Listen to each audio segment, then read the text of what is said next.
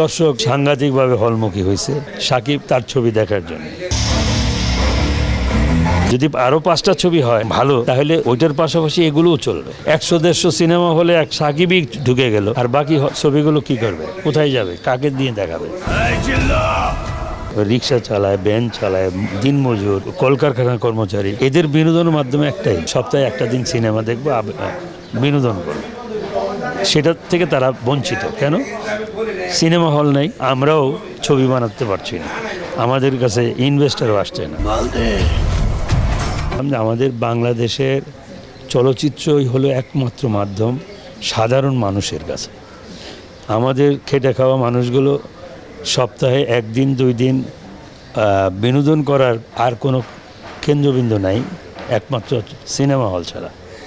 এখন আপনার ইউটিউবে, মোবাইলে কিছু সময় পাবলিক সময় কাটায়, সেটা পাবলিক নয়, পোলাপান, স্কুলের কলেজের ছাত্রছাত্রীরা, যারা খেটে খাওয়া মানুষ, সারাদিন পরিশ্রম করে, রিক্সা চালায়, ভ্যান চালায়, দিনমজুর,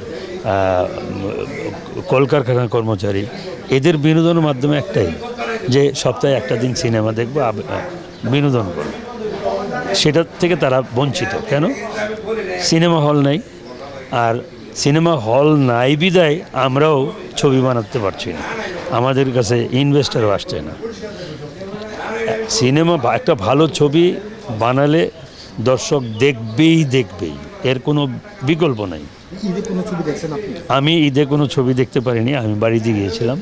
আমি এসেই ওই ছবিগুলোর রিপোর্ট নিলাম যে দর্শক সাংঘাতিকভাবে হলমুখী হয়েছে, কারণ ওই সাকিব আফটার অল সে স্টার এখন বর্তমানে, তার ছবি দেখার জন্য। তো ওরকম যদি আরও 5টা ছবি হয় ভালো, তাহলে ওইটার পাশাপাশি এগুলোও চলবে, কিন্তু আমাদের ক্ষেত্র নাই। 100-150 সিনেমা হলে এক সাকিবই ঢুকে গেল, আর বাকি ছবিগুলো কি করবে, কোথায় যাবে, কাকে দিয়ে দেখাবে? যার জন্যে আমাদের ব্যবসা হচ্ছে না, বা আমাদের সিনেমায় লগ্নি করার মতো ফাইন্যান্সও আমরা ওইভাবে কালেক্ট করতে পারছি না। আমরা তো আগে ছবি বানাতাম, একজন প্রযোজককে ডিক্লেয়ার দিতাম যে আপনার ছবির টাকা সিকিউরড, আমি গ্যারান্টি দিচ্ছি। এখন সেই গ্যারান্টিটা আমি দিতে পারবো না। কেন দিতে পারবেন না? কিছুক্ষণ আগে আপনি বললেন যে অনেক মাধ্যমে ছবি চলে, কিন্তু আমি দিতে পারবো না। এই জন্যে যারা ছবি বানাইতে আসতেছে তাদেরকে এই ব্যবসা বোঝানো, ওরা যদি ব্যবসা না বুঝে, আমি এই ব্যবসা বুঝাই তাদেরকে এই লাইনে আনতে পারতেছি না। আর যদি তার সে ব্যবসা বুঝে, আমি যদি বলি যে আপনার এই মাধ্যমগুলো আছে, আপনার টাকা সিকিউরড, আমি এখনও বলি টাকা সিকিউরড, একটা ছবি বানাইলে এখনও তার টাকা আসবে, সেই মাধ্যমগুলো আছে। কিন্তু তাকে ও প্রথম কথাই বলবে, ভাই ছবি যে বানাবেন হল কই, সিনেমা হল তো নাই, কই চালাবেন? এই কথার জবাব দিতে পারি না। ওটিটি আছে, তারপরে ইউটিউব আছে, আরও বিভিন্ন মাধ্যম আছে, আমার সিনেপ্লেক্স আছে, আমার চ্যানেল আছে, বহু মাধ্যম আছে, কিন্তু এগুলোকে বুঝায় তো আমি তাকে আনতে পারি না। ও প্রথম কথাই বলে সিনেমা হল নেই, সিনেমা হলে এখন মানুষ যায় না। সিনেমা হল থাকলে না মানুষ যাইব। যে সকল হলগুলো আছে এই ঈদে চালানের প্রস্তুতি নেয়, সেগুলো মধ্যে বৈশা সিনেমা দেখার মতো পরিবেশ নেই।